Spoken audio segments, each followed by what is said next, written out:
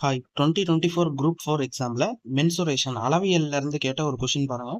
Find the volume of a cylinder whose height is 4 meter and whose base area is 500 meter square.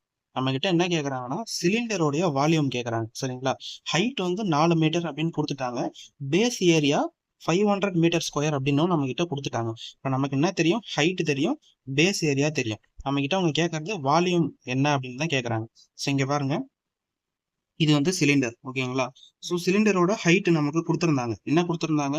4 metre அப்படின்னு கொடுத்துருக்காங்க. அப்போ இங்கே பாருங்க, சிலிண்டரோட height 4 metre, base area 500 metre ஸ்கொயர்னு கொடுத்துருந்தாங்க. So base area.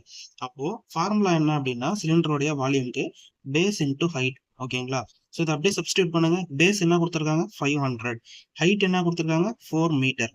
அப்போ 5 4s are 20, ரிமைனிங் 20. ஓகேங்களா?